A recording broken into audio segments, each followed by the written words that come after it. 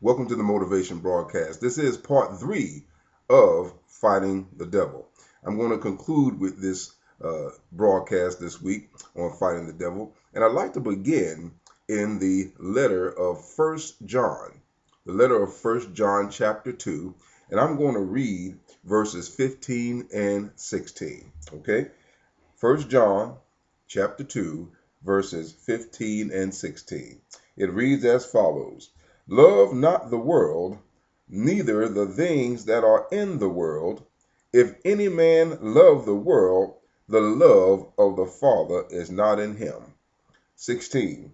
For all that is in the world, the lust of the flesh, and the lust of the eyes, and the pride of life, is not of the Father, but is of the world.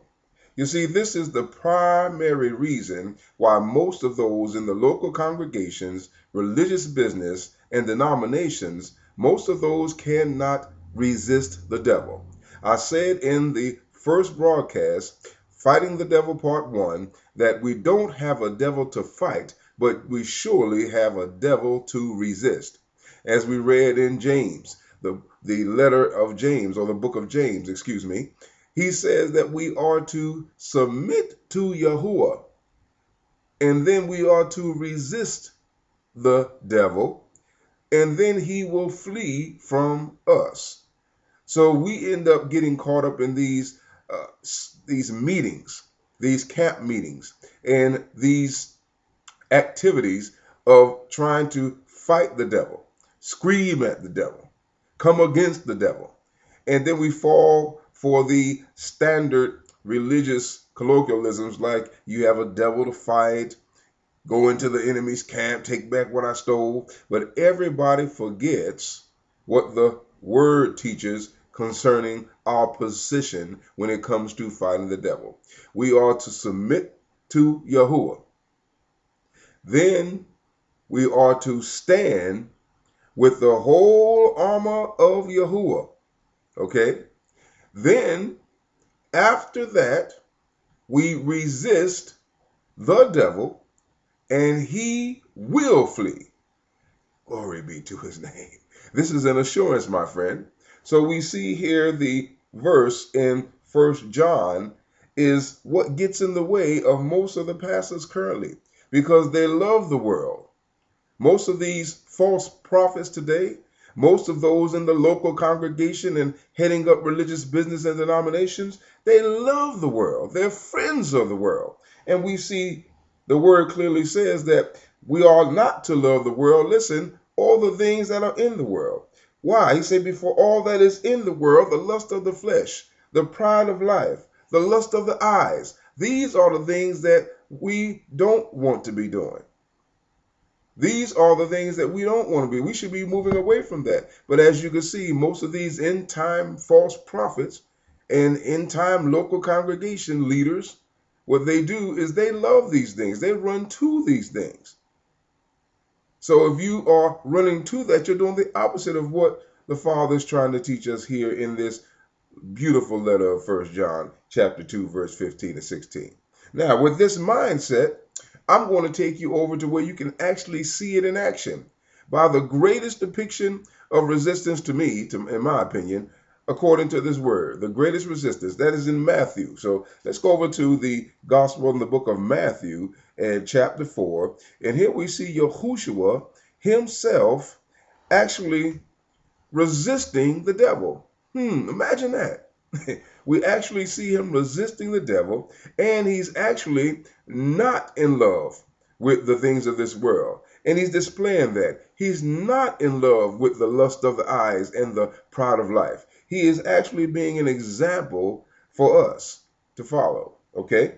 This is the book of Matthew, and it is chapter 4. Now, at the end of chapter 3, you see in verses 16 and 17 that he had just been baptized. He went down in the water, and as he came up, the word teaches that the Spirit, the Ruach HaKodesh, had descended upon him like a dove, and he was endued with the Holy Ghost power. Okay, so now he is being tempted of Satan or the devil, okay, in chapter 4. So let me read this in chapter 4, verse number 1. It says, Then was Yahushua led up of the Spirit into the wilderness. Why? To be tempted of the devil. Many of us, once we are endued with power, we are to be tempted by the devil. Why? Because this is the one who the devil and his angels want to bring down. Those that are mighty, those that are soldiers on the battlefield, those that are endued with the Ruach HaKodesh. These are the ones that he wants to bring down.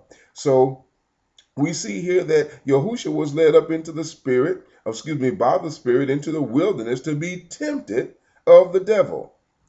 Verse 2, and when he had fasted 40 days and 40 nights, he was afterward hungry.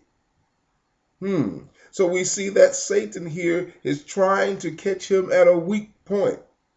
Just like he tempts all the true followers of HaMashiach. He tries to catch us at our weakest point.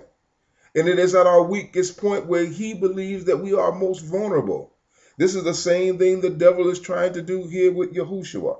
Verse 3, and when the tempter came to him, or the devil, he said, If thou be the Son of Yahuwah, command that these stones be made bread. And look what happens in verse 4. But Yahushua answered and said, It is written, Man shall not live by bread alone, but by every word that proceedeth out of the mouth of Yahuwah. So we see here that Yahushua is actually putting into practice the principle that we read in Ephesians. He has on the whole armor of Yahuwah. His head is covered with the helmet of salvation. His breastplate is the righteousness. His feet were prepared with the gospel of peace. And now he begins to speak this word, which is the sword of the Spirit. And he has his shield of faith, quenching these fiery darts. We actually see him in this manifestation of that principle right here in this verse. This is a good example for us today, my friend, because we are to stand the same way, just as he is standing here. Okay, let's read it again.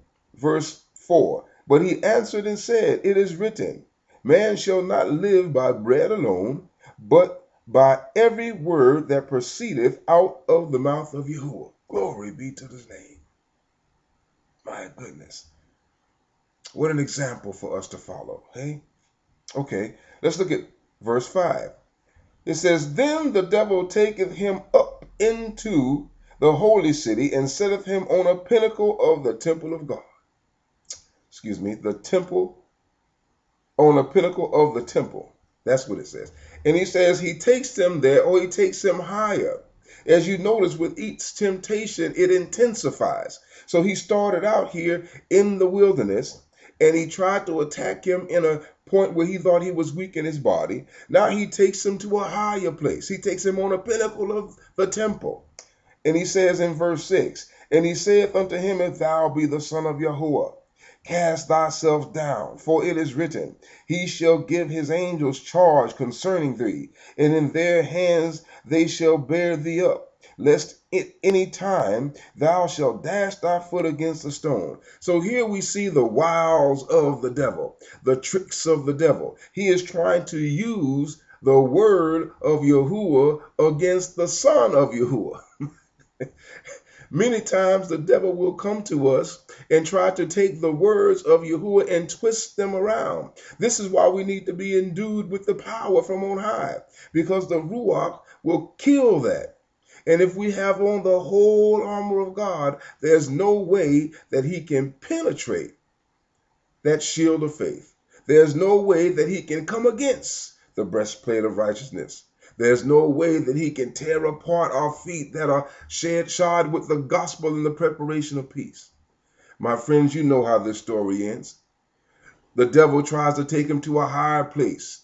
He tries to show him the lust of the eyes, the pride of life, the lust of the flesh. But Yahushua HaMashiach, him in his divine nature, endued with the Ruach, he was able to stand against him. This is a good lesson for us, my friends, and a good example for us to follow. If you want to fight the devil, you must learn to submit to Yahuwah and resist him.